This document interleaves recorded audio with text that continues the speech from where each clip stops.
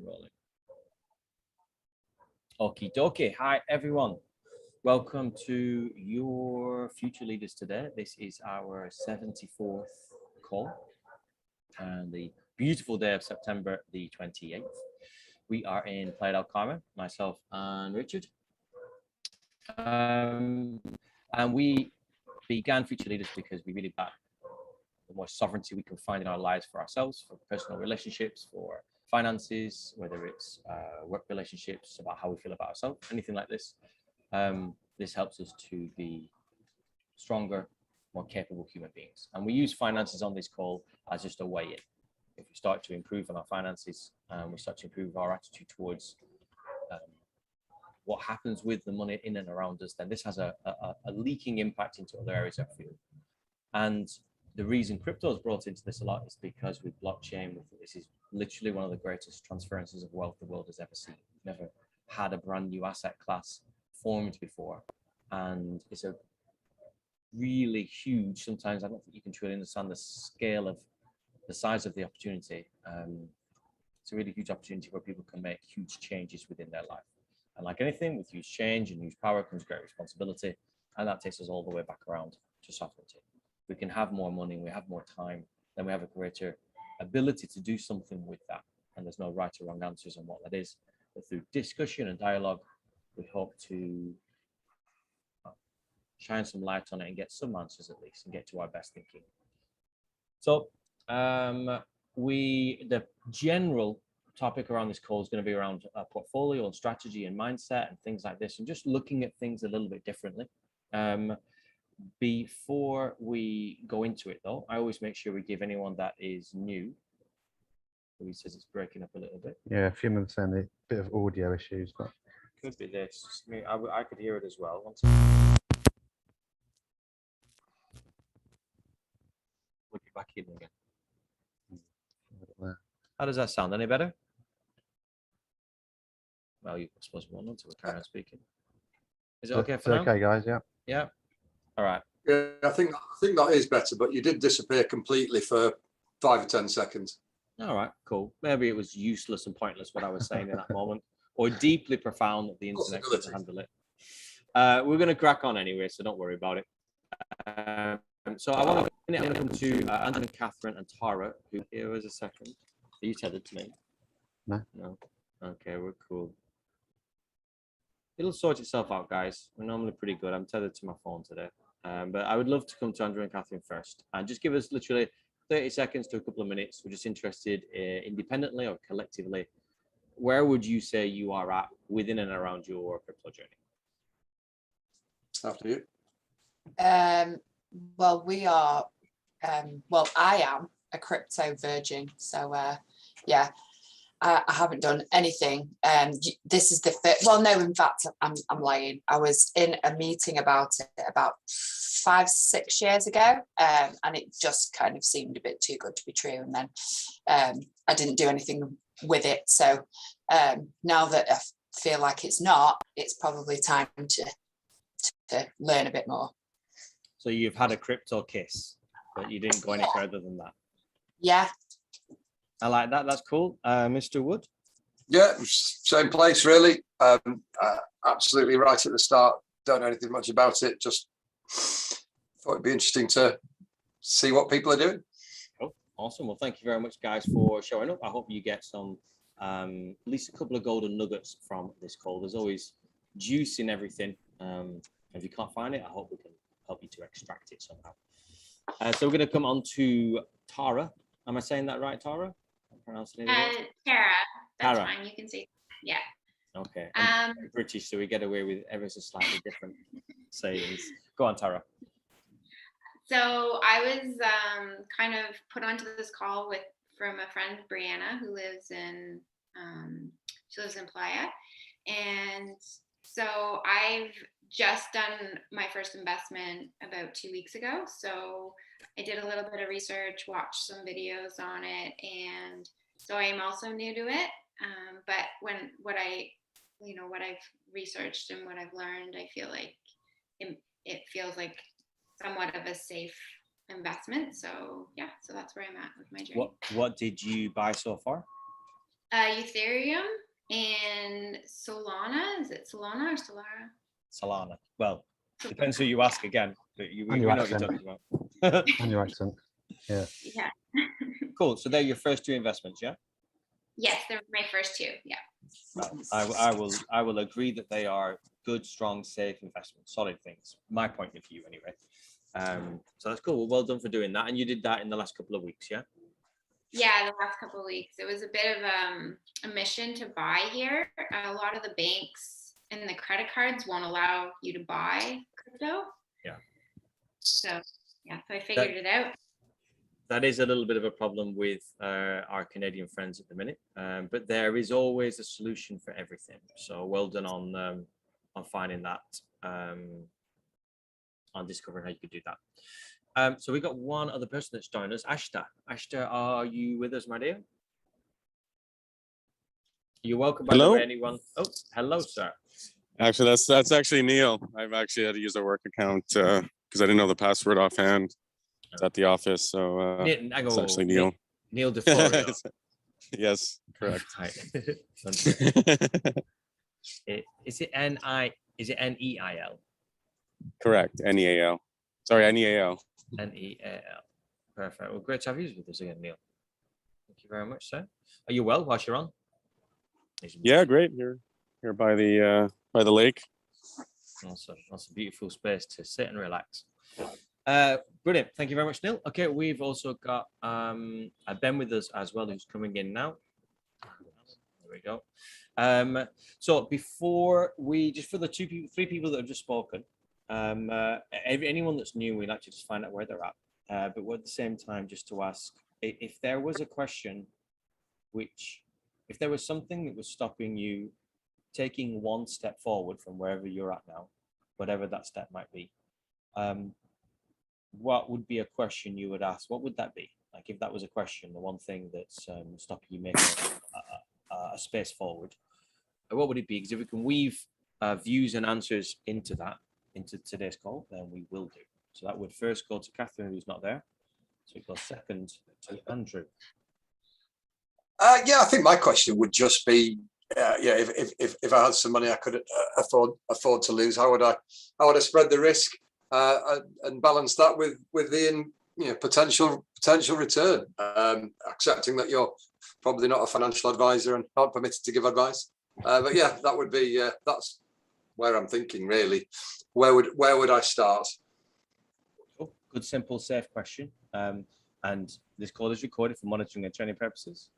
None of this is financial advice, education purposes only, of course. Thank you. Awesome, brilliant. And Tara? Sorry, do you mind repeating the question one more time? It's kind of like, so wherever you're at on your journey now, what's the one thing you'd love to know or learn about that would help you make the next step forward? I guess to understand like the trajectory of the entire crypto world and just understand a little bit better about the different ones that you can buy and that type of thing. Okay, so it's expanding out all the different coins that are out there, all the different tokens and projects and different ways of looking at them, and then the generic viewpoint over the next 3, 6, 9 months, couple of years, where they might go. Yeah, exactly. Because obviously in my experience, since I bought, it's gone down. So it's hard to trust in something when you haven't seen the rewards yet, I know it takes time, so. No, that's good. There's a big thing within there about trust. Like what even is trust? So that's a really good thing to uncover and unravel. Just going to type a couple of notes as I'm going to make sure I keep my track on these things.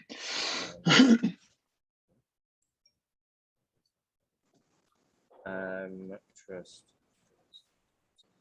Okay, cool. And so for those that have joined us, the purpose for this call in general, we're talking portfolios, risk management, we're talking like crypto and investor mindset, these sorts of things. So for anyone else that's on at the minute, does anyone have anything that they would ask if we ask the same sort of question? Like, what is the one thing that's stopping you, or that you would like to know about or learn more about, that would help you to understand about building a portfolio a little bit better? If anyone's got any particular questions before we rattle into these.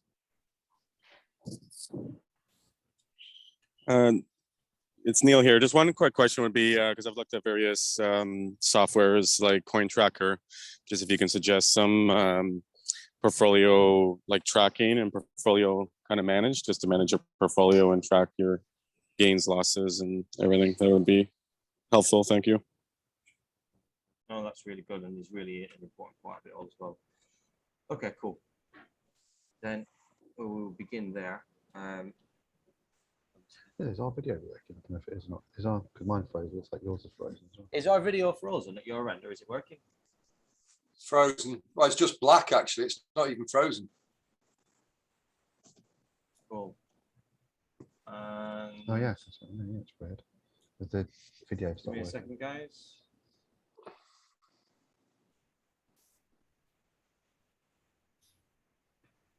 We obviously had some technical issues earlier.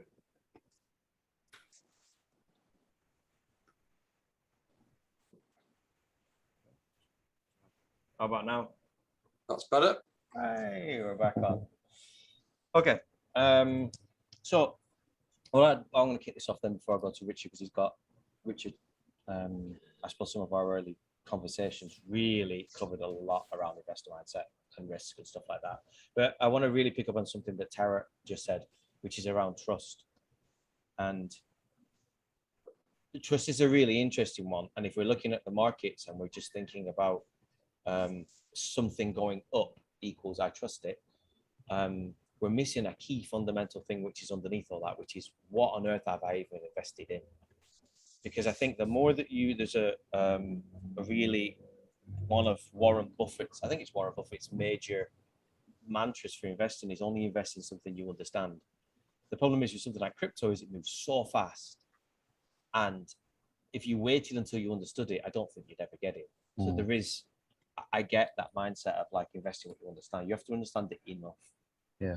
And if you can understand it enough, you can weather something going up and something going down. And Tara, if it helps, pretty much me and Richard invested right at the top of markets, and we just went on the roller coaster down. And there's beauties in all of these things, whether you're at the bottom and you feel it going up, and you go at the top and you get a dump as soon as you invest, you learn and you grow from it. But I think as you move forward from here, and certainly what made a big difference for me, once you kind of get some of the differences in crypto, and we're going to cover that because you and Andrew asked similar questions. Where do I even begin, and what's the different ways of looking at it? There are ways you can look at the 10,000 tokens that are out there and immediately cut them down into small manageable chunks and group them together and start to see them. Instead of just seeing a lot of rocks on the beach, you actually notice that some of them are pebbles and some of them are bricks and some of them are just chunks of concrete, and they are different. And that really helps to see things differently and builds trust in a different way because you know what you're investing in.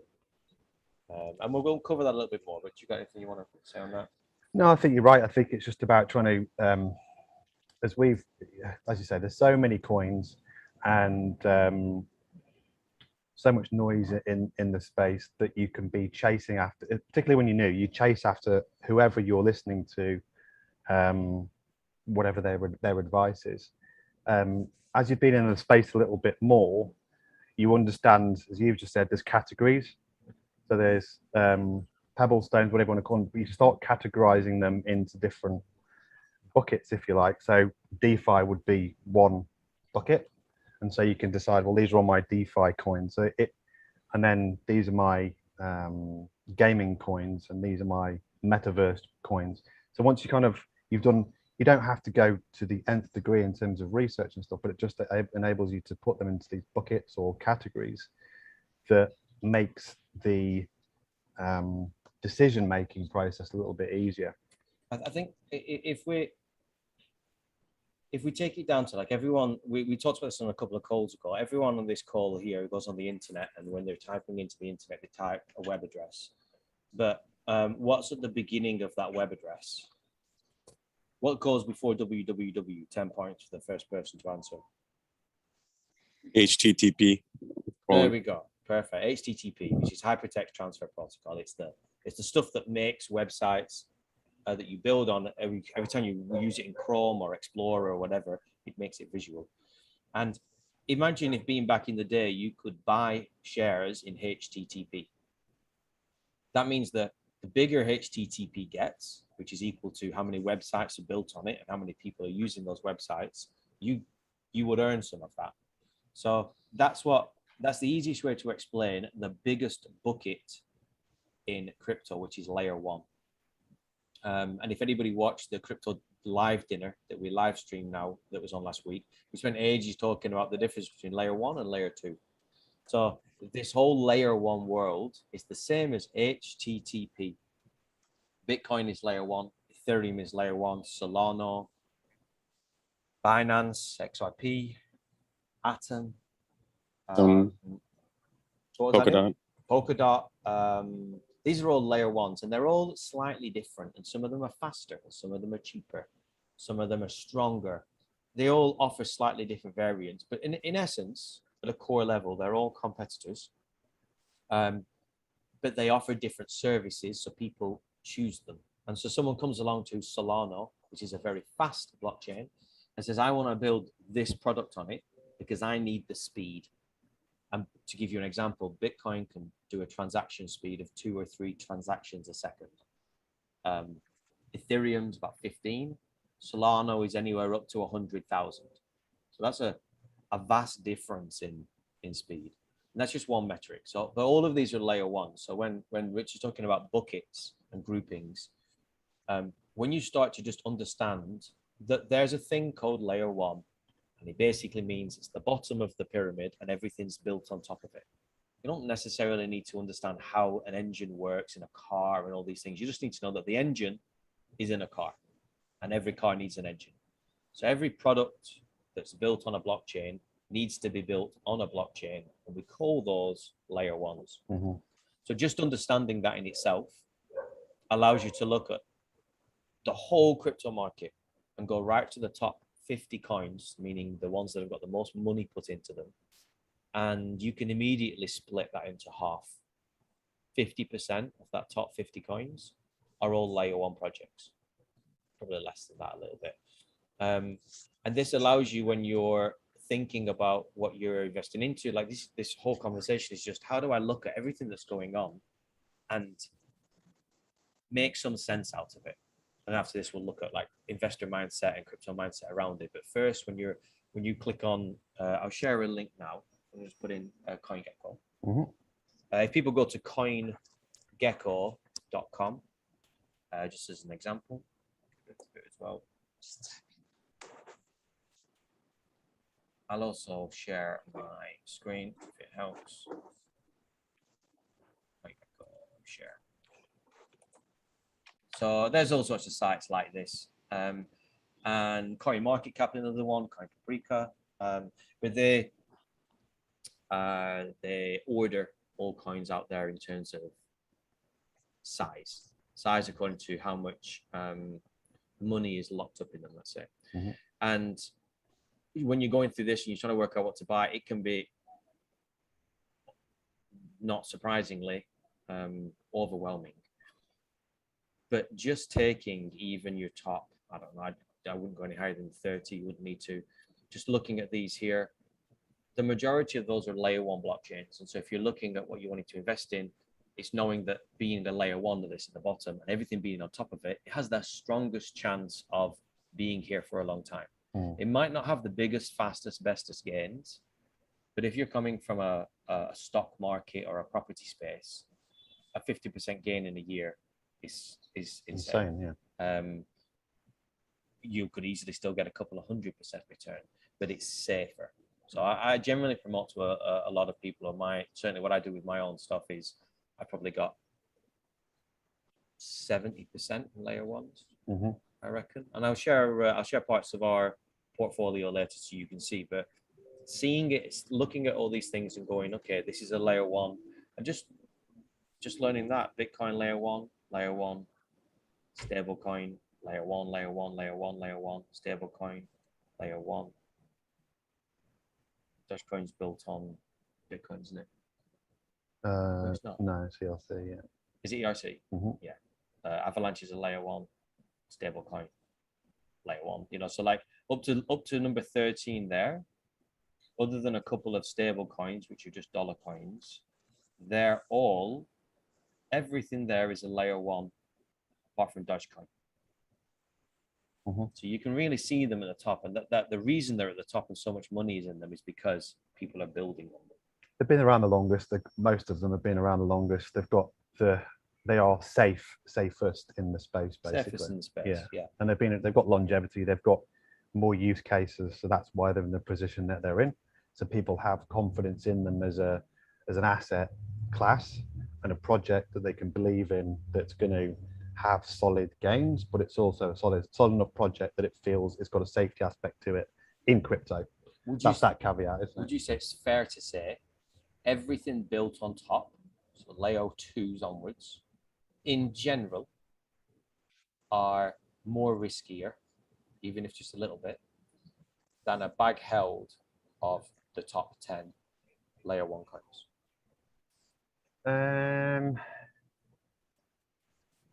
I don't know. I think it depends, unfortunately. I mean, if you look at something like Matic, which way around? It's Polygon now, isn't it? It used to be. Yeah. I mean, that's been around for a longer time, but it's just suddenly had a bolster in the last year, which meant the project moved on, and it's had massive gains, hasn't it? So I don't think they are more risky because they rely on more things happening. But I don't think it necessarily. I don't think they're more risky, potentially. But I think, they're in development, so they're not as established. So well, let's finish off this coin talk so we can get to portfolio. We were talking about this before we came on the call. Obviously, guys, there's 10,000 coins. Like at the top of that CoinGecko site I sent you to, and this is only what's listed on CoinGecko. It's got 9,400, and if I went on to CoinMarketCap, it would have even more.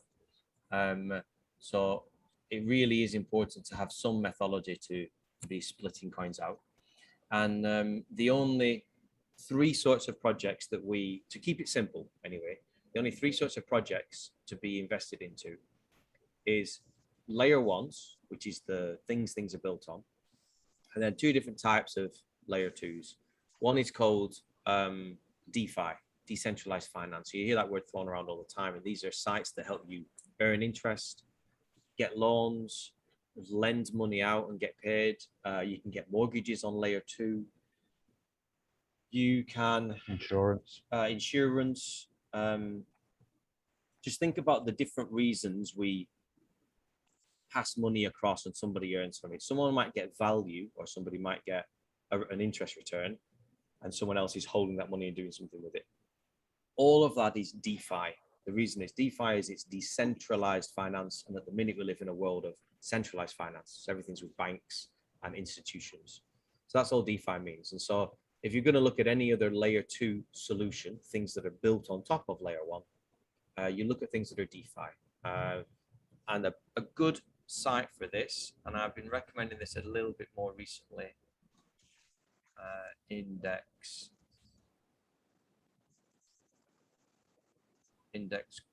Co-op. Here we go. Just going to share my screen.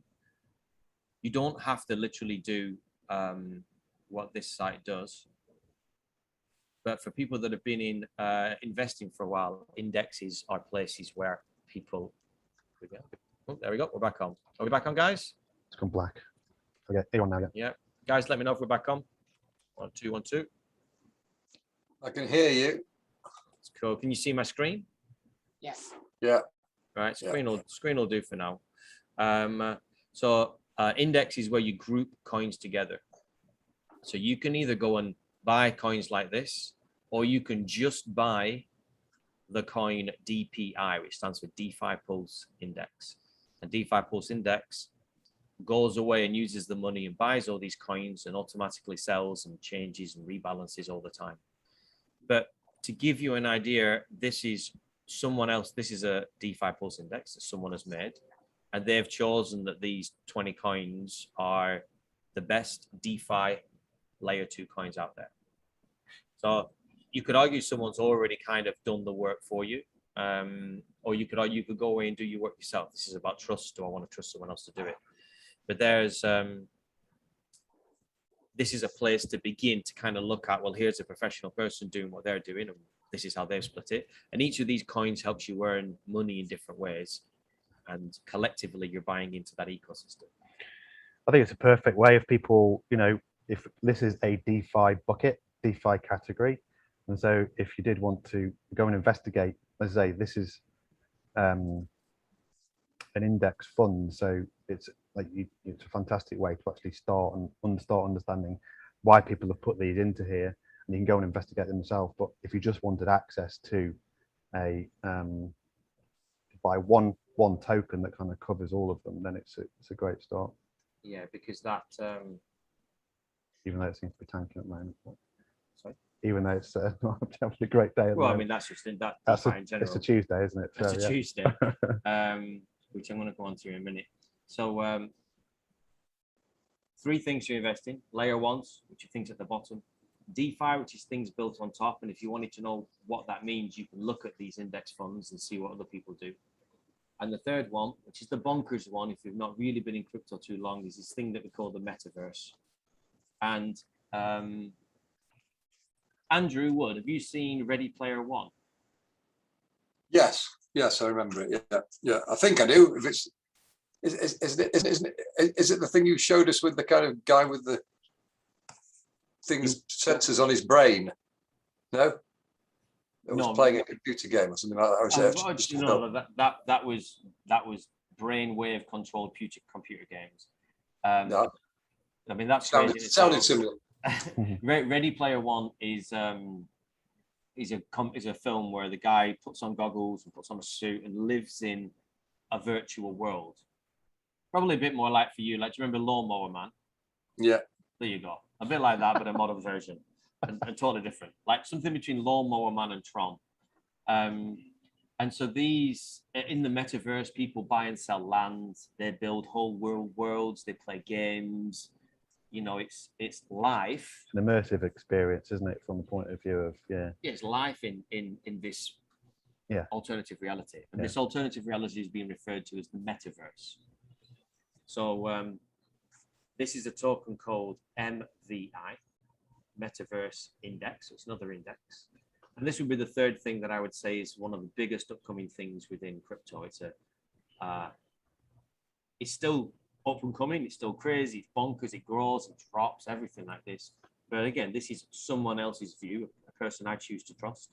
This is their bet on the top 20 coins at the minute to group together into what they call the Metaverse Index, and they might change it every single month, and they have automatic ways of rebalancing it. But again, it's another space you might want to invest. And we say all this because when you're looking at the 10,000 coins, how do I find the things that are relevant for me? That's the thing where I'm coming from. Is our video on? Yeah, it is. Yeah. So, Tara, I'm just curious from that, because that kind of came about from your question initially, which is like, how do I go about looking at the next sort of things? Does that help to give a little bit more of a framework, so then when you're going out there and looking, you've got a bit of a better idea? Yeah, definitely.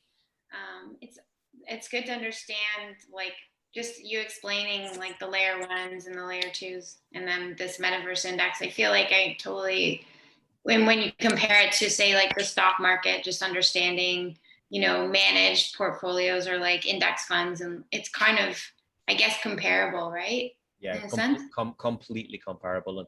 And more and more of the things from TradFi, traditional finance, are making their way into this crypto world. It's not going away. You look at the last 3 months at the 75 of the world's top 100 banks. 75 of them are all offering crypto services today. or sorry, they're either offering them or just are applying for regulation, just waiting for the thumbs up. Like the amount of money being piled in is insane. So you're going to naturally find groupings and index funds and EFTs, all these things that you may or may not have heard of, will just become unanimous and synonymous within crypto as well. So it's a good metaphor, a good comparison what you were giving there, Tara, as well.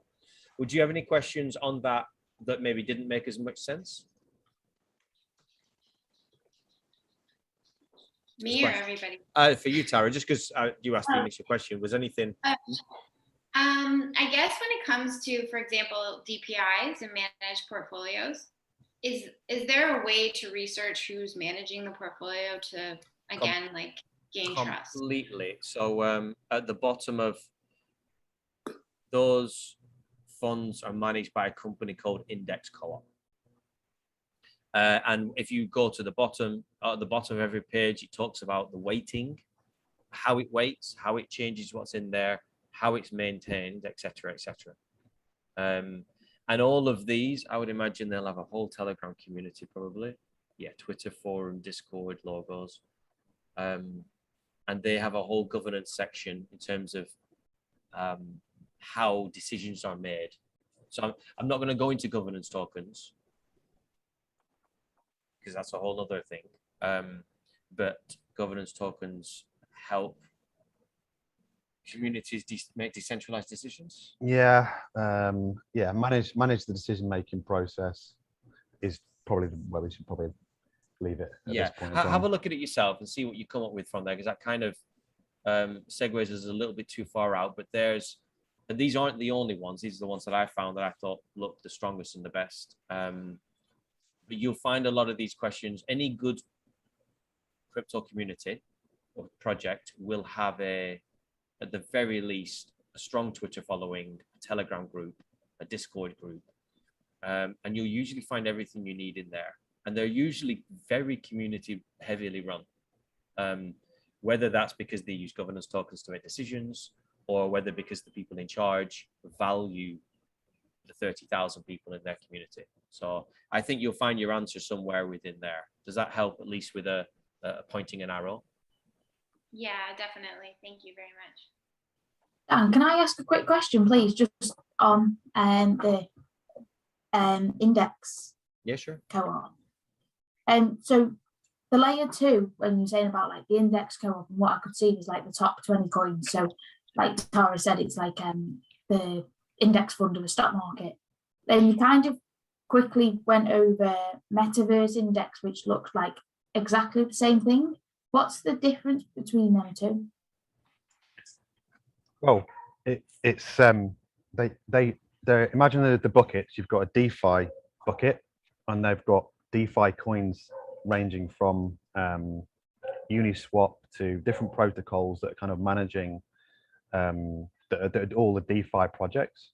And the metaverse one, is the metaverse index, does exactly the same thing. It's bunching, it's categorizing together gaming, probably gambling to a certain degree. Could do. Other metaverse worlds. There was audio streaming on there. Audio streaming, NFTs, where you can buy I don't know, a new hat or a suit in a game. All these different things, and just imagine they've just gone into a new bucket, and you're buying a token that basically is representative of how those different coins move. So it's exactly the same thing, but it's just a different category. Does that answer the question? Yeah, thank you. If you were to pull up, they might also look the same because they're on the same website, but if you were to pull them up side by side, they have completely different things in their list. Yeah. And if you went through them one at a time, very quickly you'd notice with the DeFi one, it's interest earning sites.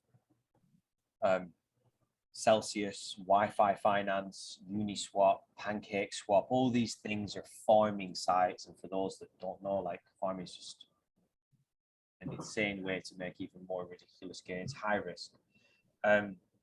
They groups them all together. The other one was, like we said, metaverse. It's all the things to do with living in this alternative reality. Yeah.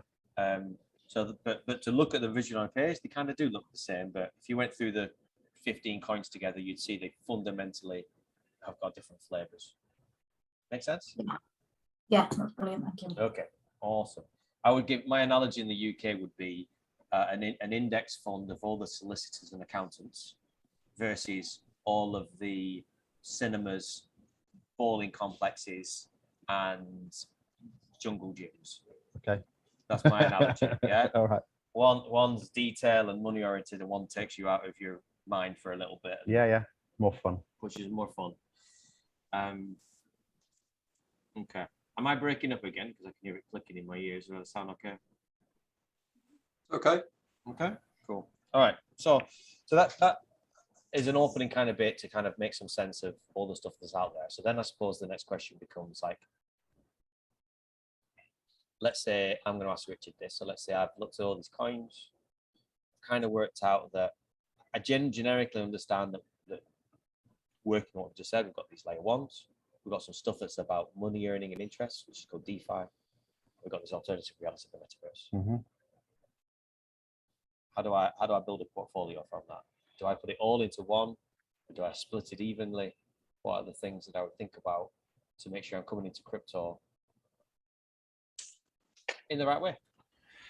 Well, I think what the first things first is we always try and say, if you're completely new to it, you're trying to dip your toe in the water like Tara's done, basically, and you're kind of like, you know, you're in that instance, you've done some research, you've made the move, and it might have gone down, but at least you're in to crypto at that point. But I think once you've kind of made that step, sometimes it's a really valuable exercise, if you can do it, to kind of try and zoom back out and kind of reassess, well, A, how much money do you want to invest? How much can you afford to invest? And kind of what's your risk tolerance? Because there's lots of different types of, we're all different types, you know, we're all different, got different personality types, we're all different, we've got different emotions, we've all got different relationships with money. And so, you know, we probably all know someone who has heard about crypto, got into crypto, someone's made a ton of money, and someone's gone in and the market's crashed and they've lost everything. And it's a very emotive space to be in. So it's, if you have the time and you're taking this seriously, and we always talk about, you know, financial sovereignty from the perspective of you have to put the work in to make it work for you in the way that it works best for you, right? And so, I mean, we've developed some spreadsheets where you can kind of go through your financial position at where you are now, and that just gives you information to sort of be able to start making those decisions better, right? I mean, you probably did that early on, right? When you kind of decided, right, I need to get into crypto, or I need to get into a investment cycle, and you get in, but then you kind of need to step back and then go, well, actually, I need to look at this more seriously. I don't think I took it. I've done cash flow and finance and balance sheets for years, but I don't think I actually took them serious for my personal finances. It's really weird. For my business finances, I did. But for me, I did it. What's that word? Like cobbler's shoes. Like you know, I've got friends that are joiners, and they do some of the most beautiful, amazing work. And I go to their house, and it's just a constant work in progress of half-finished, shitty jobs. And yet they're phenomenal joiners or plumbers or whatever. So I think that. You mean you know what to do, but you don't do it for yourself? I didn't do it. But I did for my business. Yeah. And I did it for other people's businesses and lives, but I didn't take it personally. And I'm just being fully transparent with everyone here. I probably didn't take it properly until about halfway through my crypto journey. Yeah. I started about 5 years ago, and at some point I was like, I got it.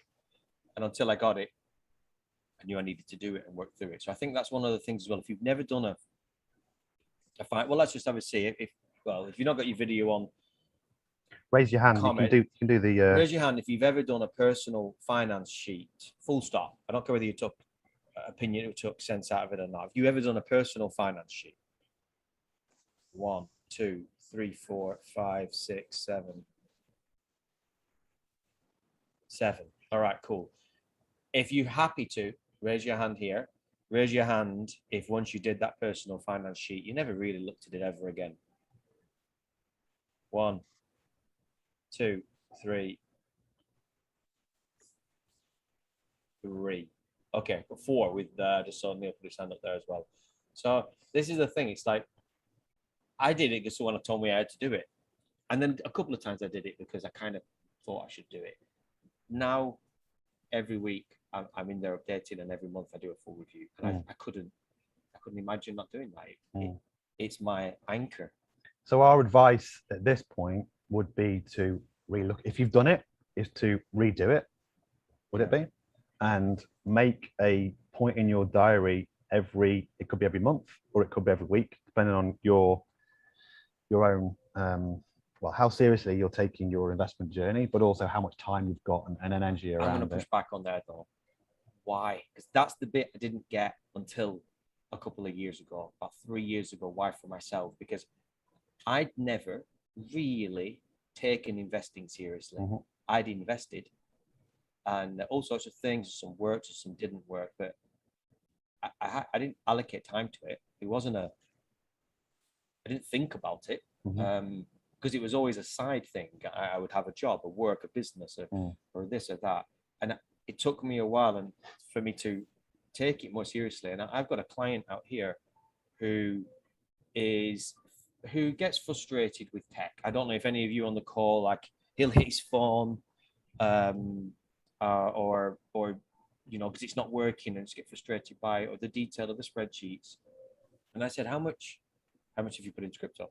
And this person said, like, whatever figure they said. I said, how much is that earning you each month? And told me how much he's earning them each month. And I said, if that was a paying client, how much time would you allocate to that paying client based on that income every month? And they said, well, based on that, like 4 hours a week. And I said, brilliant. I said, so you pick a day a week and you schedule a recurring booking in your actual client system, make a client, call it Mr. Crypto, and you have a meeting with Mr. Crypto. There's a 2-hour meeting every single week. Yeah. Give it the time and energy it deserves. And that whole reframe for them was a big one for me, where I was like, wow, this actually just completely changed my whole viewpoint on life. That made me then understand the power of doing the review. That's it. I think everyone is on this call because they recognize crypto and finance has got the power to change their life potentially. And so, you know, I think Andrew said at the start, like, you know, it's how much I'm willing to lose. That's, you know, in order to dip your toe in the water, that can be a strategy in terms of building up your way into it. But I think you have to, you know, I'll come back to what I said before about sovereign finance and sovereign individuality. It's important because you have to take these. We're not taught this stuff in school at all, and it's the one thing that can have one of the biggest impacts on your life. And I've been there where I haven't taken it seriously. I've been in places where I've been massively in debt when I was younger, and later on in life as well. And it's because you don't see things happening, you know, from your personal standpoint, because you're not measuring anything. If you're not measuring anything, you're missing it. And to a lot of people, that can be very, very painful process to go through. So there is a spreadsheet in which we can share with resources we've created, which we use, which can massively, you know, benefit you guys just to start just really sort of segmenting your life in a financial way, because then you can actually see what you can afford to lose and what you're willing to risk, because they're this kind of the same thing, but once you've got a better understanding of what your position is and what you need on a day-to-day basis, monthly basis, and how your investments are working for you or against you, then you can measure that much better, and you can do that thing and meet Mr. Crypto whatever time works for you, monthly or weekly. This brings in something really good that Tara said earlier, and what Andrew, because I want to come to Andrew's point, because Andrew starts with, you know, what do I do within crypto if I've got money I'm willing to lose? So he's already made some sort of decision. He's already yeah. at a certain viewpoint of how you view things, and nobody wants to lose any money. But rule number one, investing, don't invest in what you're not willing to lose. Because I don't care how safe something is, like it's just it's a good space to begin with. Yeah.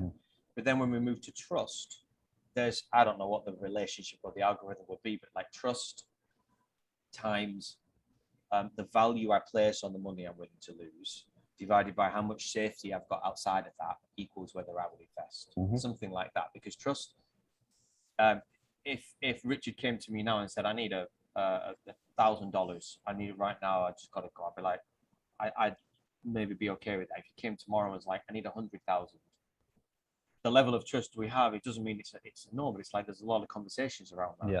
So, but if I replace Richard with a dude off the street, I wouldn't have even got to the 1,000. I'd stopped at the 10, you know, before there's a bit more of a conversation. So, trust changes dependent on how we understand it, and trust changes dependent on that spreadsheet, what pops out the other end. And if you reach a stage where Tara's gone, right, I am good, I've got this much coming in, this much I've got in safety funds. I know people that have to keep 70% of their cash in cash or cash equivalents, and that's important for them. I know people that have got nothing in cash, it's all in crypto. They both have the same amount of relative trust of what they're doing. So Andrew comes along and Andrew says, I've got this money here, I'm prepared to put it in, I'm willing to lose it. There's a thought process that's happened there, isn't there? Yeah. Basically, you moved along that space. Yeah. But based on that, if someone was coming in, what I want to talk about is like, well, how do we, not necessarily practically do it, I don't want to go through all the steps, but how does one go about splitting it? What is some different ways that you can look at these different pots? Because there's crypto, and then there's other things within crypto. You can do something just to stake or earn, in which case you're not buying the token to, I suppose we'll look at the difference between appreciation and cash generating assets. So I'd love to just expand that a little bit, and also look at, I want to bring gains into it because reward and ROI is important, but at the same time, there's huge caveats when we start talking about this. We can only talk about historic and a little bit of prediction, which is some of the stuff Tara wanted to discuss. Okay. There's a question there, sorry. There is a question in that. I suppose, I mean, one thing we talked about, and is it investor mindset? Is there a space to sort of just briefly talk about what type of investor you are? Is that important at this point? Yeah, I think so. And the reason I would think it is important, I always use Louise as my analogy here. And I think I've probably asked at the beginning, Louise, but I assume you don't mind me discussing contextually, like you came from a property background, yeah? Yeah. And if I remember right from the first call, your initial MO, the reason you're coming to crypto is you love property, you're doing everything really well in property, but you kind of want to take some of that out and diversify a little bit into something else, and you've chosen crypto. Yeah. Perfect. So she's very clear on why she's even here. And I'm not going to particularly pick on anyone on the call, but there's people I know, and might be people on this call who come into crypto because they enjoy I'm going to say anti-governmental, but that's actually, they enjoy the decentralization of it, that it's not as manipulated and controlled by people who they deem they don't want to have involvement with. So their involvement within crypto is a very different reason to Louise's. And I think you need to know why you're here. Are you here to want to make gains? And are you willing to take tons of risk? Or are you here because you've worked hard for the money you've got? And I just want it to be in another part and do well. So I think why you're here is really important. Yeah. Well, I mean, before we came in the call, we were talking about this, and I just found this. If I just share my screen, I think I've got it. Yeah. And just briefly, it's worth sort of looking at this one here, because this is a general investor point of sort of topic, but you have preservers who, you're really looking at putting your money into something and trying to preserve what the gains that you've already made, or the wealth that you've already sort of created. So you're going to be more cautious in that instance. And if we're talking about just crypto, well, you're talking about layer ones at this point, really, aren't you? Because they are the safest, and obviously Bitcoin is at the top of that pyramid. So, or the bottom of the pyramid, I should say, basically, as a base thing. So you would kind of, in the crypto world, you might call it Bitcoin maximalists, from the point of view of that you would weight your portfolio in crypto to a higher proportion of layer ones, Bitcoin being the Not biggest just, one. at this point, actually, Alex is a preservers is the top of layer one. Yeah, yeah. You know, yeah. you're talking Bitcoin, Ethereum would Yeah. be like 80%. Mm. And then even Solana, which I love Solana, would be considered a risk because it's still in beta phase. Yeah, yeah. Cardano, maybe a little bit, Polkadot a little bit, but then that's it. Yeah, yeah. But it's like the crypto version of putting your money into gold. Yeah. You know, it's kind of you got to look at it from that viewpoint. People call Bitcoin digital gold. So it's that's the mental jump that you kind of need to make. Now, there's absolutely nothing wrong with that. But if you can recognize that perhaps is you can stop being distracted by all the other things that come out of there. And you can sit in Bitcoin for a year and take interest in other things. And then you might start to be a little bit more interested. But your number one decision, if you understand the macroeconomics of the way the world is working, and you believe in Bitcoin as an example, then you would weight your portfolio into that space. But it's good to recognize that potentially is you. Now, what it says there is you potentially, taking action beyond that can be a challenge for you. But I think that's just being in the space at that point for a longer period of time. Next one, accumulator. Obviously, you're accumulating wealth, but you want more control over what you're doing. So an index fund might be something you want to do, but it might be that you're more you're going to be making far more decisions about the projects that you enter, and you're going to spend more time doing it. Yeah. Yeah, it's like at the same time I'm with an accumulator mindset as well. You're increasing risk and reward. Yeah. So without pigeonholing anyone, is it Louise might be? It says here, you've been successful in prior business endeavors, and you've got success. You've got an inbuilt mechanism that says, I think I can work this out and I can make my own decisions around it. Yeah. Followers are the people that we would call apes or degens in the crypto space, where they will follow a YouTuber and they might have their own reasons for saying, buy this coin, this is going to do amazing, 100x gains, 1000x gains. And which one I want to buy now? Yeah. And you would just go and follow literally what someone else sort of says. Richard just used a crypto term, by the way. If someone aped in, that means I just went, like, everyone ran, I ran, we all bought, which usually means it's followed by a sharp dump, but that's what aping in means. No, I didn't know degen was the same. Degen isn't quite the same. Degen is when you know, but you should know better, but you still do it anyway. That's more like okay. That's me then sometimes. Okay. But sorry, go on. Go on, Neil. Yeah, I was gonna say degen. I have a bit of a different interpretation of degen because it's more of, well, it's a short form of degenerate, but it's more like in crypto. What I find is, like, rather than just staying with Bitcoin and Ethereum, staying with more of the less risky, is like kind of going to the other side and getting into more of the altcoins and more of the risky IDOs and new projects. So it's kind of like, you're not just sticking to the safe bet, you're actually going and going a bit more risky and kind of going, against the herd, if you want to call it. Yeah. But to link that back to Richard, you could imagine some OGs going, well, then you are a degen because you shouldn't, but you're going to. Anyway. I've seen plenty of high-level, non-shill crypto influencers, which they know they're aping into something, but from a degenerate standpoint, they should know better, but they're just going to take a punt anyway, but they're willing to throw what they're willing to lose at it as a super high speculative just decision making. And I want to link this back to spreadsheets. You don't know what you can throw at something until what you're willing to lose. So Andrew comes in with a pot of money that he's willing to lose, but then you could argue he obviously doesn't want to lose it.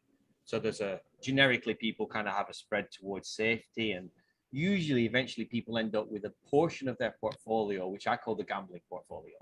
It's the easiest word. And that's the bit where I'm going to put 0.1 of an Ethereum into something. And I know I can put that in because that's 1% of my portfolio. And I've allocated 7% of my portfolio for my gut feeling views on things. When everyone's like, you shouldn't do that, I'm going to do it. And you only know that if you've got some taken stock of where you're at. Yeah. So let's put it back to this. I know I pulled us off then. No, that's cool. I think it's a valid point, because I will always link it back to knowing what you know, understanding yourself and understanding your personal circumstances. The two things are very different, because understanding yourself is you're going to make an emotional decision, investing decision, and understanding your position, understanding your own financial position is different, because it's arming yourself with information which allows you to make decisions. Am I willing to lose, and how do I manage, using this here? Once you kind of know yourself, you can go, knowledge is power, right? As long as you do something with it. Okay. So yeah, everyone will at some point have been a follower. I know I have, I know you have, and we've made gains, we made losses with it, and it doesn't always work out. So this comes down to, again, who I think we all follow something, or we might call them teachers or gurus or friends or whatever. But I think crypto is an unregulated market, and so kind of wearing the Andrew hat with what he was asking earlier, like, how do I go here? And Tara's talking about trust. In an unregulated market, I don't care whether it's crypto or PPI with timeshares, whatever, like Snake Oil, you're going to get charlatans, you're going to get people who have got a vested interest in themselves to make money. So who you trust or who you choose to listen to really is important, because unfortunately, a lot of the content out there has got an ulterior motive, which is not in your best interest. Absolutely. So I think that is really, so we're always followers, I think. Yeah. We just over the course of time start to learn, filter that out. And so I think one of the things we try and do in FLT is how do you fast track someone to a greater amount of, look, this is noise, listen to it, it's got use in it. But if they're like, oh, these are the next 3 coins that are going to do really, really big, just understand that if you're going to put into those, you could be aping in. And just understand that if you're going to do that, use that portion of your portfolio that's for aping. And I consciously know, I am jumping into this out of love for you or FOMO or whatever. Well, if you know that, do it. It comes back to your trust point earlier, doesn't it? It's like, how much trust have you got in that, and recognizing your own emotions around that, really. And the last one, I don't know how much this is relevant for a lot of people on here and myself. You can be an independent investor, but you're going to be formulating your own decisions and your own spreadsheets and profiles, and you're going to be so hard line about your own decisions that you kind of you'll have confidence, but you might miss the benefit of what other people say, basically. So is this a very hard line steel person? Yeah. So you're going to have every spreadsheet under the sun. You're going to have analyzed every single investment you make. You might have a smaller amount of investments, but you'll know. It's more analytical, basically. Which is why you're not going to listen to someone else, because if your spreadsheet says no, why do I even need to listen to your opinion? Because your opinion is probably based on sentimentals, which have got no tangible value. Exactly. Yeah.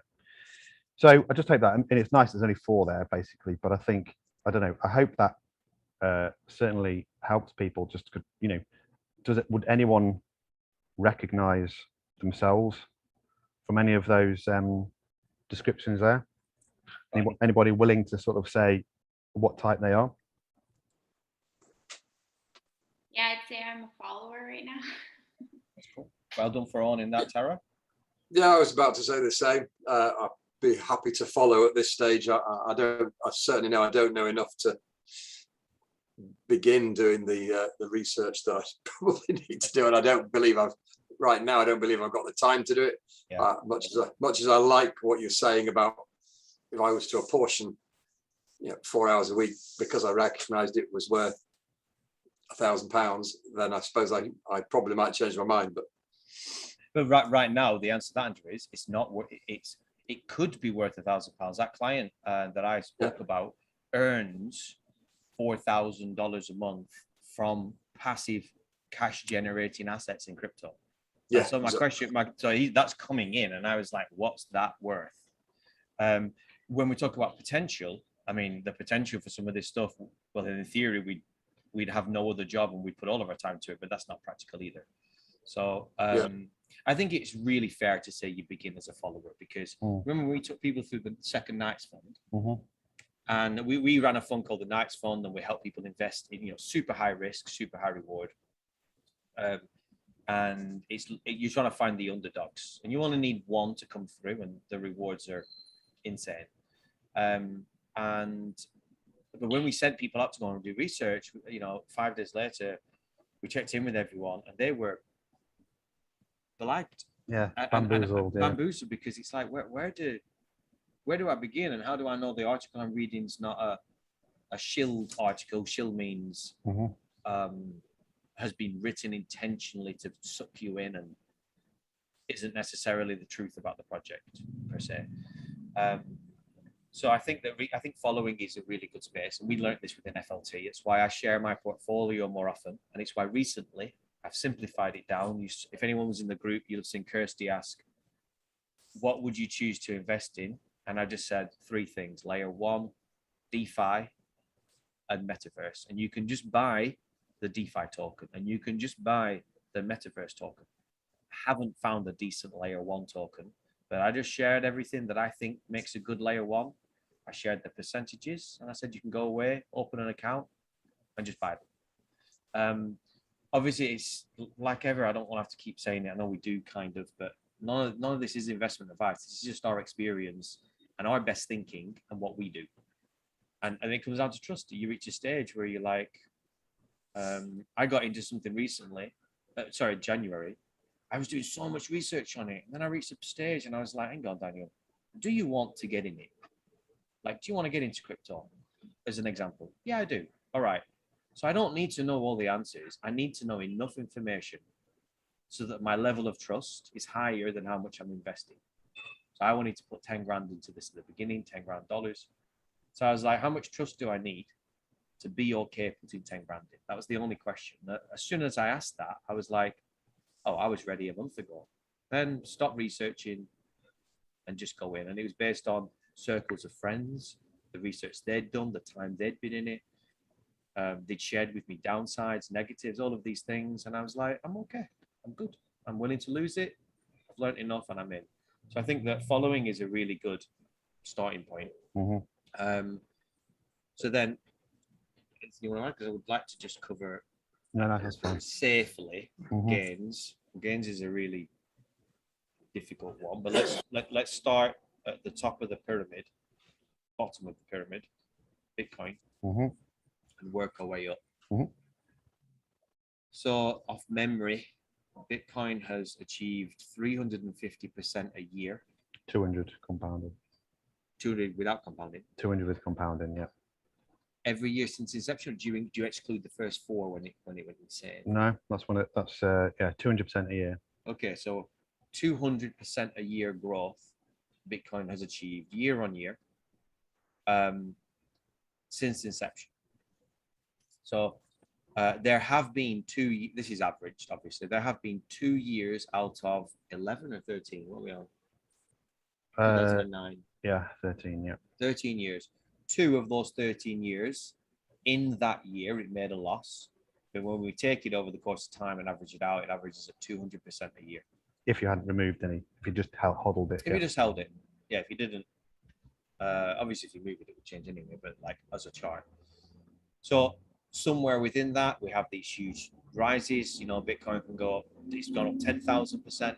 We can have some huge drops.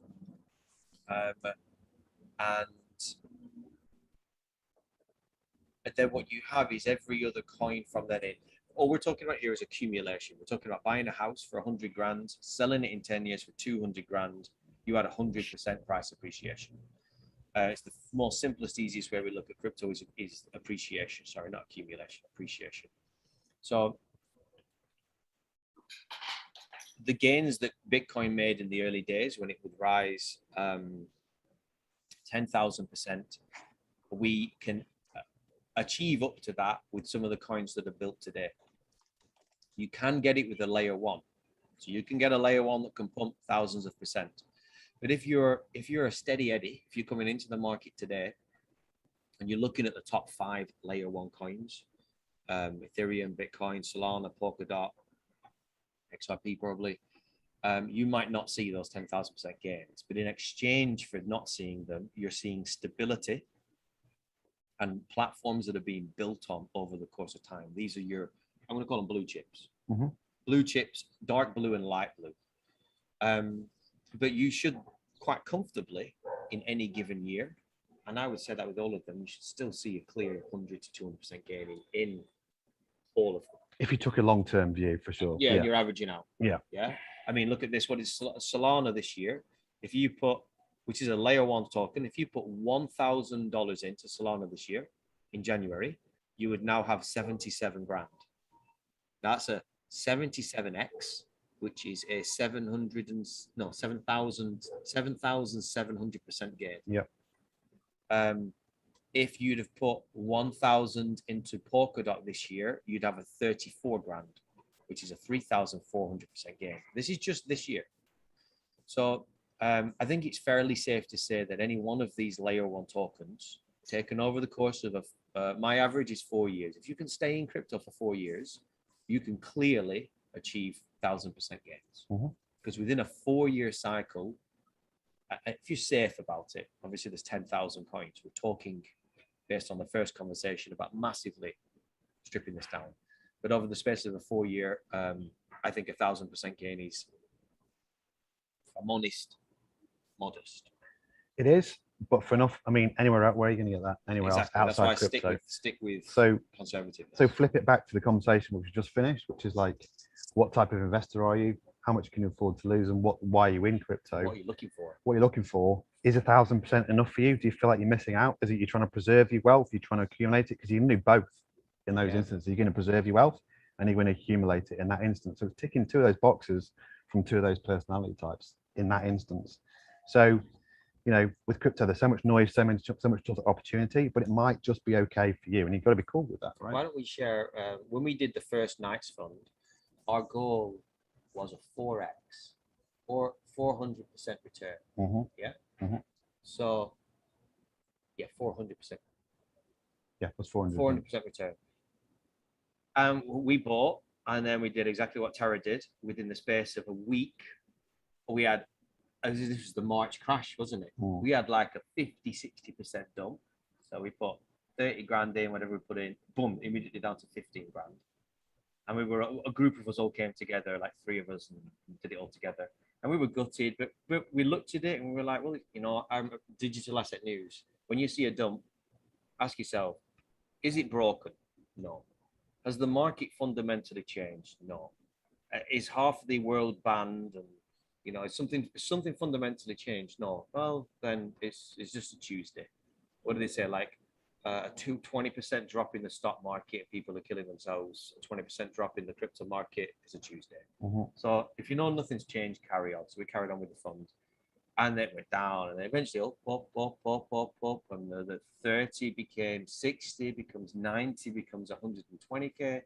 And I remember the time when we were like, we're here, we're at 4x. And it was a really weird dichotomy, because half of us knew we were still in an upward trend. And you can feel greed coming in. And you're like, well, why would we sell now if we're in an upward trend? But then we all had to go back to basics, and we were like, we wanted a 4x. You got a 4x. Where on earth do you get a 400% return? Exit. And we exited. And it doesn't matter what happens. We all agreed that once we exit and the money's crystallized, that if some of us chose to buy some of those coins again, then we would do it. But we felt the practical practice of actually selling that stuff, owning it and choosing what to do next was worth more than the bit of the gain we would have lost. That's it. So I want to share that, because when it comes to all these gains and everything, it's crazy. But, you know, anyone that's been in crypto long enough, if you've got your cameras on, like, and I'm asking you as well, have you ever ridden something right up to the top, seen how much money you've made, and then watched it peter over the end and just drop all the way back down? So raise your hand if you've had a shitload and then woke up the next day to find out that you don't have a shitload. There we go. 4 hands. 5, 6. I was waiting for that one. So if you're in the 5-year game and you're riding, and it's part of your investor strategy is and buying safe things and long term, you're going to see that.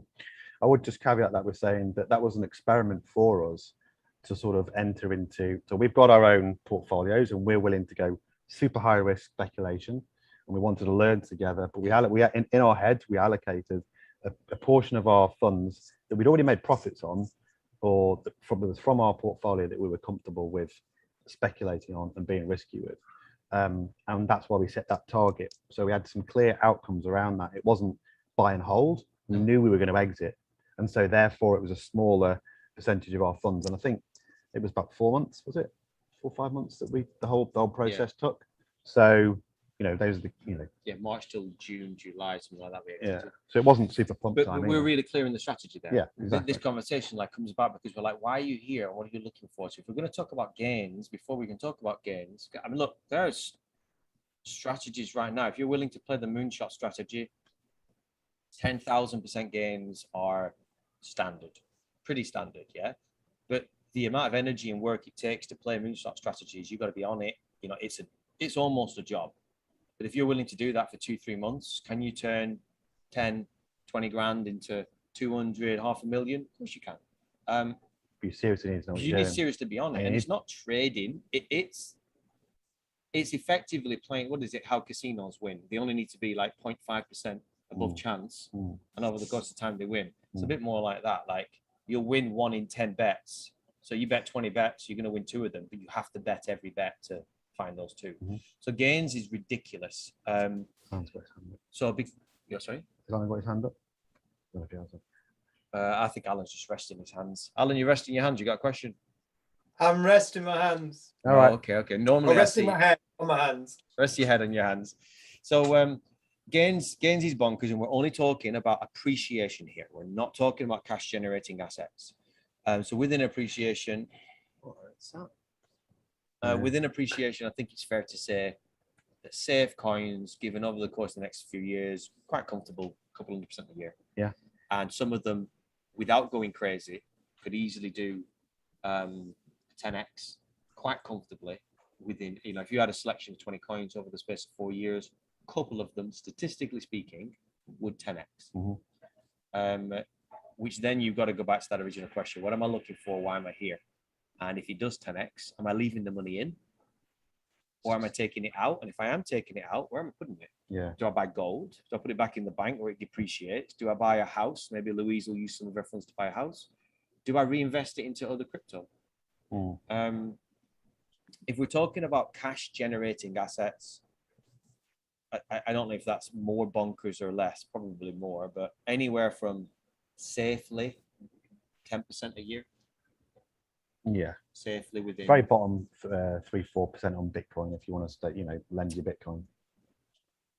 So Bitcoin specifically, a couple of the things where you earn interest is 3 or 4%, which sounds really low, but if you're coming from a TradFi, you get a strong 3 or 4% a year. That's especially if it's safe. Yeah. But I would say across the board, you could average out an 8 to 11% gain with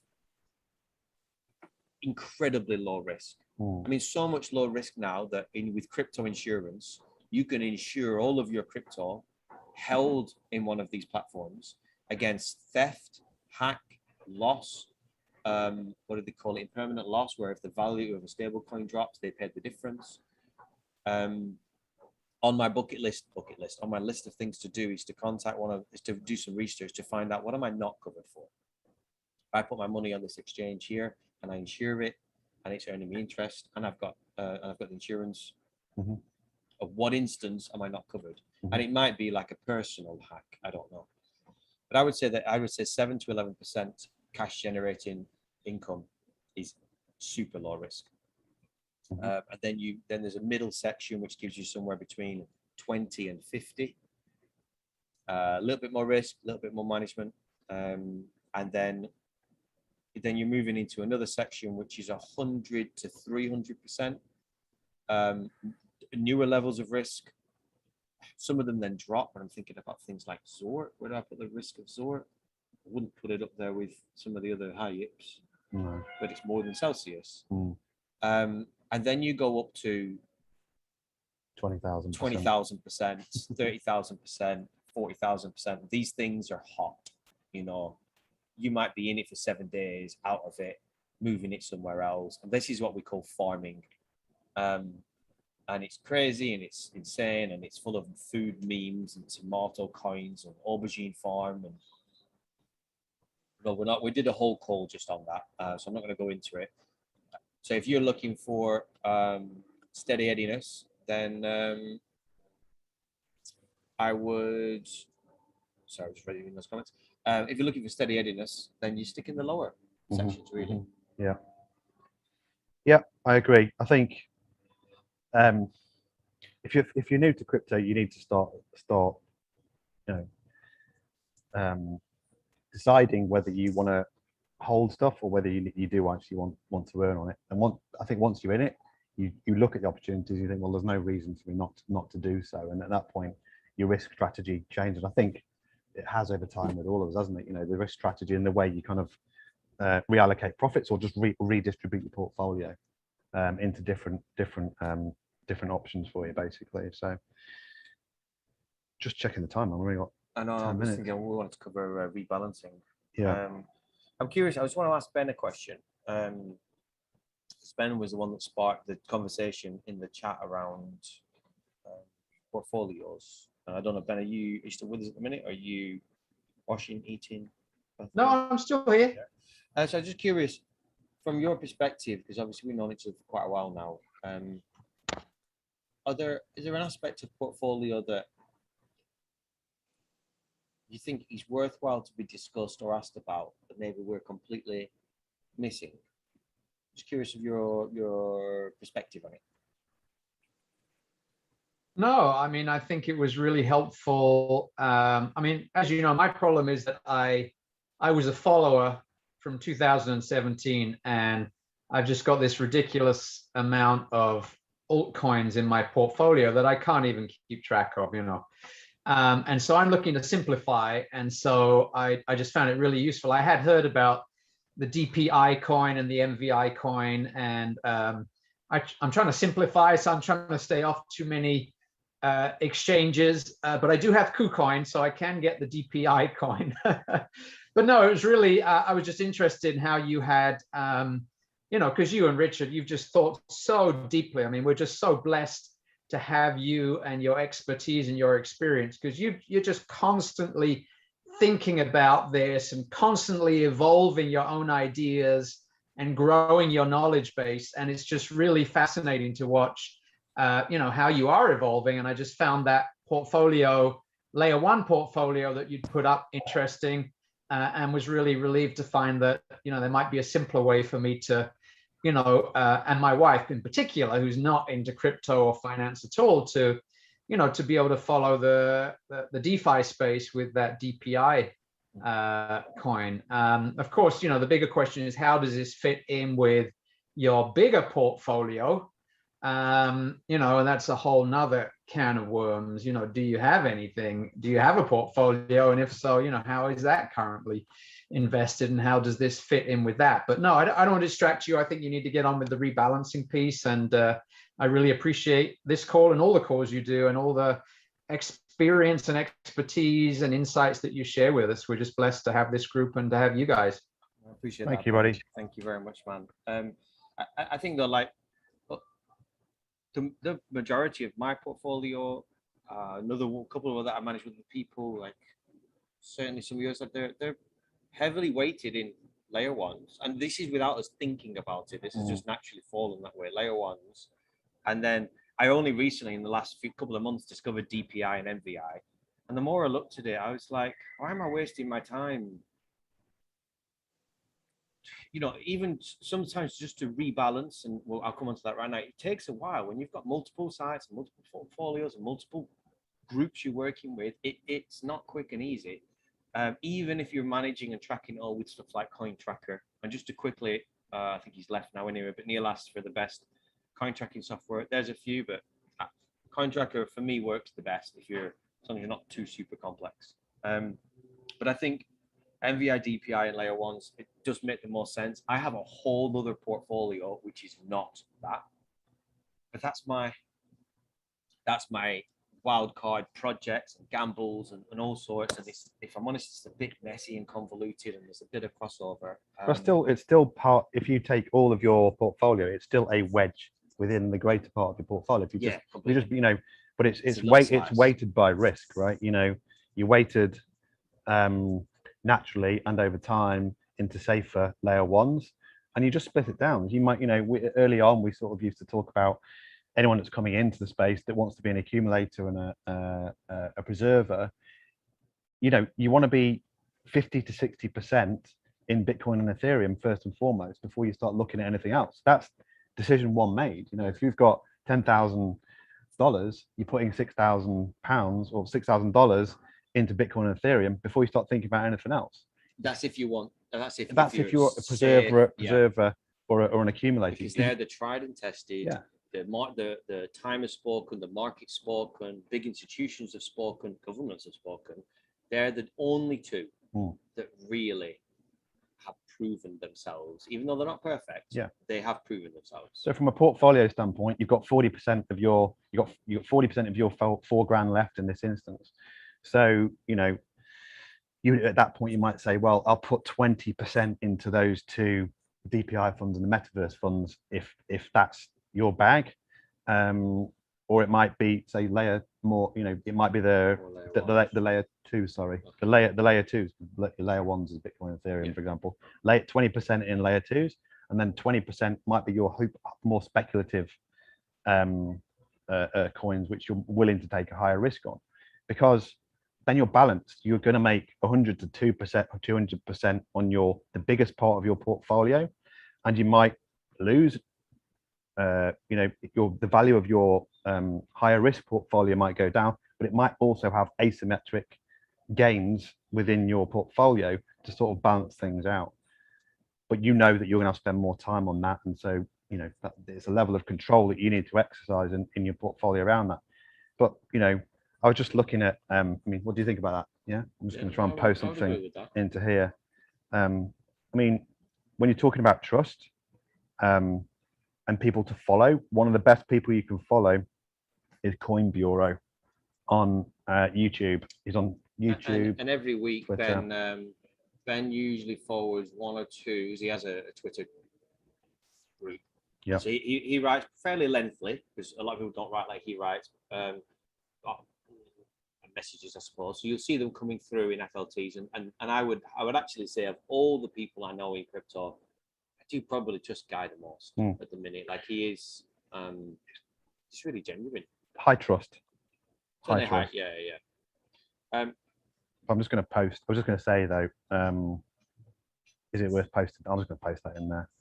I'm just posting it into the Telegram group. His split. Make sure you put some context around it. Yeah. I will do. Yeah. Yeah, he posts every single week. He sends out a newsletter with the split of his portfolio. And we've talked about doing something like this within FLT, like having maybe not all of it, because we've got some, like Ben said, we've got some all sorts, but I think we could post the top weighting of our portfolio at least once a month, so it's just clear and people have got a bit of an idea, because I think we've avoided it because we didn't want people to just do it because we did it. But I get it. If I was in someone else's shoes and I joined the community and I trusted it, I'm just like, well, what's everyone else got? Because by rule of law of consensus, if everyone's kind of got these 10 coins, I'm probably safe. You know, if all of us went and ate in that restaurant, I can probably eat there and be okay. So I think that's a fair thing. I want to. It's past, and I really want to honor people's time, but I want to try and do rebalancing and scalping in 2 minutes. Some of the projects I get into, I'm very aware of one metric for all of my coins: all-time high, ATH. When a coin hits its all-time high, there's a percentage it can keep going, of course. There's also a percentage, quite often more often than not, that sooner or later it was its all-time high and it drops. Because it's its all-time high, we're in what we call price discovery. We don't know what's going to happen, but at some point it will drop, and it will be referred to as that was its all-time high. So it's the only metric I care about paying any attention to. And when any coin hits its all-time high, statistically speaking, I probably bought lower down. So it's all-time high will be very good in terms of return. I will do one of two things. I will scalp a little bit off because I call it free money. You wake up one day, your Cardano is at 30,000. You wake up the next day, your Cardano's at 72. And it's reached an all-time high. I call that free money because a week ago, it was at 30. $42,000 just materialized. And so I will scalp some of that off and put it into projects which range from super high risk to some whatever. Like I make them more, I call them windows of opportunity. When the window is open, I will go up, put my hand out, grab some fruit and bring it back into something else. Maybe I'll cash out. Maybe I'll help a friend out. Maybe I'll buy some more coins, whatever. But it's the only thing it's the only metric I can put some time into because all the rest of them, I just don't do them. But I can do all-time high. At the same time, I've only recently, in the last year and a bit, really understood rebalancing, whereby if you look at your portfolio and you've got 25% of four things, and then in 6 months you look at your portfolio, one of them's done really well. And now 50% of your portfolio is this one, and these are all like 12, 13%. Rebalancing is where every 6 months or every year or every month, maybe, or a couple of months, most people 6 months to a year, you take the profits from this big one and then you reallocate them back down to here so that you've got back to that 25%. That's how you keep growing all of your bags, because otherwise if this one pumps and then you come back to it in 6 months and it's dropped back down again, you've missed all that. So rebalancing is something that's quite methodical. This is when I'm doing it, and I'm just going to rebalance. And it's been tried and tested over the years as one of the most effective ways of growing a healthy portfolio. Is that fair to say? Totally, yeah, agreed. And it's I'll bring it full circle back again to, you can't know that unless you've been measuring it over time and at regular intervals. You will not know it if you do not know your own profile, if you do not know your own financial situation, and you're not measuring your portfolio. If you're not measuring if you're not measuring anything, you won't know anything. You won't know anything, and you won't do anything. So you're going to be either, that's your choice. I'm going to put someone on the spot now, and I apologize in advance. Alan, you know what I'm going to ask? You know what I'm going to ask you? Go on. Do you know what I'm going to ask you? Because you can just say yes or no, or I can ask you. Have I done my coin tracker? What's the answer? I tried once, I got stuck. I'm going to come back to it.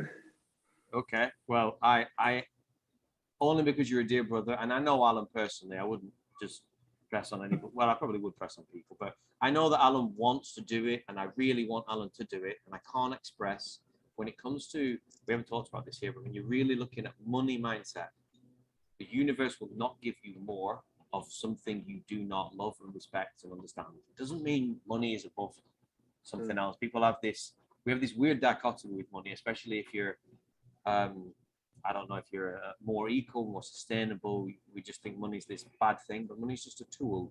I like to refer to it as like a plant. I love all the plants in this house and in my house back at home, and I really do. But they're plants. Leaves die. New leaves are formed. I know it needs water, it needs a certain amount of sunlight, and I know that if it nearly dies, I can resurrect it. It's not dead. But you go away for 3 weeks, you come back, you're like, oh fuck, everything's drooping, but it's resurrectable. And so, but if I lost the plant, I'm not going to kill myself. It means the plant isn't above everything else. Money's not on a pedestal. But I want the plants to grow. I want to take little baby cuttings and make other plants with them. And that's the best analogy I found for money. And so if we really want to change our circumstances and change our environment, if we want to be able to help more, give more, live in a bigger house, clear down some parents' mortgages or debts or whatever, then if you don't start to love and respect and appreciate whatever it is in your life, do not be surprised if that doesn't go or grow anywhere. And coin tracking software is so needed, because without it, we're just looking at numbers on the screen and we can see how much we have. We're not able to historically understand the movements and go, right, when this gets to there, I'm going to take action. You can even set an alert. It's built into most apps. When Ethereum hits this price, notify me. Built into Revolut, CoinGecko, CoinTracker, all of these things. But we can't make that alert unless we've done the work. We've done the work and we're looking at it. And it's I think it's the thing that most people I speak to struggle the most with. The client, I told you about the bank on the phone, has never flexed the muscle of once a week looking at his family. If anything, it's head in the sand. Well, that's most people, because like I said, it's not. We've never been educated to do it. It should be in school. It should be a skill we learn. But I think everyone, as I said before, is on this call because they want to raise their financial profile, whatever that might be. And we always say about having sovereign wealth, sovereign individuality. It takes time, and you're gonna be rewarded by the amount of time you put in. Once you decide what you want from it. Like anything in life. Yeah, exactly. So, if you want help and support on that, Alan, you know I'm here. And even if that means I make some stuff and some videos and share things that will be useful for other people, I made that promise and that commitment to you. So just got it, but you got to lead it, bro. It's technophobia more than anything. It's technophobia. If this was just pen and paper, I think it'd be easier. I get that, and so we talked a while ago about a triangle of like risk, reward, technology, security, privacy, all these different ways you can factor it. If the technical need is higher than your technical ability, you won't do it. And if you set up security that's higher than your technical ability, you become the worst problem. So if what you need to do is increase your comfortability with the technology, then that's where the growth is. And this comes down to it's all about sovereignty. And if you're in crypto, you either are going to be or already have, most likely, being given and blessed with a completely new perspective of how you see finances. I cannot express how powerful that is. I have literally witnessed so many people's lives change that have either come through FLT that I've worked with in the last, some of them 18 months, but definitely if you've been in it for longer. And so we've never practiced that before, and I don't care. I'm going to be really harsh to everyone here. I don't give a shit what it takes you to do for you to up level. Whether you have to just sit down and look at a spreadsheet once a week, whether you need to do coin tracker, whether you just need to actually buy your first crypto because you spent 6 months researching it and you still haven't fucking pulled the plug, do it. That's why the first thing on our module is go and buy crypto. We don't even talk about what it is. You go away, you choose Bitcoin or Ethereum, and you spend $50, $100, whatever. Because that's the hardest. It's like the breaking of the ice in a cold room when everyone wants to speak. Then, where are you? Why are you here? And what on earth have you just bought? So like, I can't, all of these things, whatever is stopping each of you getting to this next level of something, that's what I talk about, the gateway and the window in. We talk about financial sovereignty, but all that is just, as soon as you're working on any aspect of your sovereignty, this instance, financial sovereignty, what will come up is all of your shit, all of the things you don't want to do, your avoidance, you're scared, that I felt, that Rich has felt, we've all done it. I phoned him before now to ask for help, to click a button, to press sell. I was in fucking turmoil. I've sworn a lot right now, but I'm quite pepped with it all. And right now in that moment, I had attachment parts. I couldn't let go. And I remembered that moment. Is well, let's do it together. And that helped a lot. Yeah. And I've overcome that now. Now I don't have emotions over that side of things, but it brings up whatever is the thing that needs to be brought up. And that's why I really love it. It pervades all aspects of ourselves and our society and all sorts. So wherever you guys are at with whatever you're doing, just own it. Because you know what, I'm really struggling with this. And either go in the group and say, anyone else experiencing this, guarantee you 3-4 people will say, I had it or I'm there right now. Or go in the group and say, who can help me with this? And just know that these calls every other week are everything from talking and sharing to coaching to everything calls. If you're going through it, someone else is. And if you're willing to be vulnerable and go through it together collectively on a call, you'll not only hugely help yourself, but you will vastly help other people as well. Yeah. So we're 11 minutes over. I think that's way over enough. We seem to be going over every week. I will call it there. Cool. Yeah. This we do these calls every couple of weeks. If they are useful for you, we would appreciate you sharing with other people, purely because we actively want to be part of onboarding and more people of getting into crypto. I wish you a really good evening, day, and morning, and night, wherever you are. And we will be back in a couple of weeks' time. Until then, take care. Message in the group if you need anything. I hope this has been very valuable and useful for all of you. Yep. I just encourage people to ask as many questions as they possibly can, because it helps. That feedback gives us more, enables us to give you more of what you want. And don't be scared to ask whatever level of question you're at. We've answered them all, and we're more than happy to do that, but it enables us to help you better. So just ask more questions. All right, guys, take care. Thank you very much. Tara, thank you for joining for your first call. Thank you. Thank you. Bye, everyone. See you now. Bye, Bye. everybody. Bye. Bye-bye.